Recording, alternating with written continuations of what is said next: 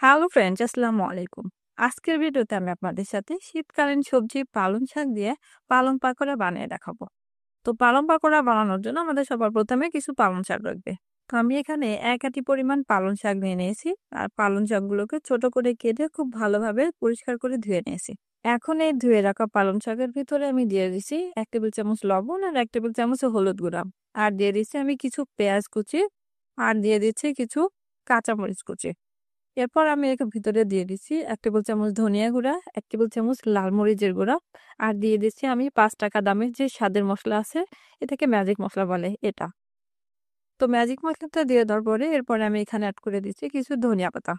ধনিয়া পাতা কুচিগুলো দিয়ে দেওয়ার পরে এখন আমি এর ভিতরে দিয়ে দিচ্ছি ৩ টেবিল চামচ বেসন। তবে আপনাদের কাছে যদি বেসন না থাকে তাহলে আপনারা ময়দা কিংবা আটা যেকোনো কোনো কিছু এটা ইউজ করতে পারেন। সব উপকরণ এড করার পরে এখন আমি সবার শেষে এখানে দিয়ে দিচ্ছি অর্ধেক পরিমাণ লেবুর রস। এখানে লেবুর রসটা দেওয়ার কারণ হচ্ছে যারা পালং শাকের গন্ধটা সহ্য করতে পারেন না তাদের ক্ষেত্রে। তো সব উপকরণ দিয়ে দেওয়ার পরে এখন আমি এভাবে হাতের সাহায্যে নেড়ে চেড়ে খুব ভালোভাবে এভাবে মিশিয়ে নেব। তো দেখুন এরকম টাইপের হবে। এখন আমি এগুলোকে চুলায় ভেজে নেব।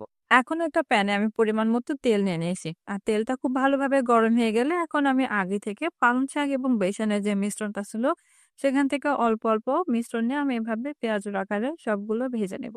গরম তেলে দিয়ে দেওয়ার ১ থেকে ২ মিনিটের মধ্যে এক পাশ হয়ে গেলে আমি একটা কাঁটা চামচের সাহায্যে অপর পাশটাও এভাবে উল্টিয়ে পাল্টিয়ে ভেজে নিব। তো দেখুন এর ভিতরে কিন্তু পালং পাকোড়াগুলো খুব ভালোভাবে ভাজা হয়ে গেছে। এখন আমি এটাকে তেল ঝরিয়ে প্লেটে উঠিয়ে নিব। তো খুব সহজেই তৈরি হয়ে গেল মুচমুচে মজাদার পালং পাকোড়া। আর এই পালং পাকোড়াগুলো কিন্তু গরম ভাতের সাথে ছাড়াও সন্ধ্যার চায়ের সাথেও কিন্তু অনেক মজা লাগে। তো এই ছিল আমার আজকের ভিডিও। আশা করি আমার ভিডিওটা আপনাদের কাছে ভালো লেগেছে। আর আমার ভিডিওটা ভালো লাগলে অবশ্যই লাইক কমেন্ট করবেন আর আপনার ফ্রেন্ডস এন্ড ফ্যামিলি মেম্বারদের সাথে শেয়ার করে দিবেন। আর এরকম নতুন নতুন আরো ভিডিও পেতে আমার চ্যানেলটা সাবস্ক্রাইব করে আমার সাথেই থাকবেন।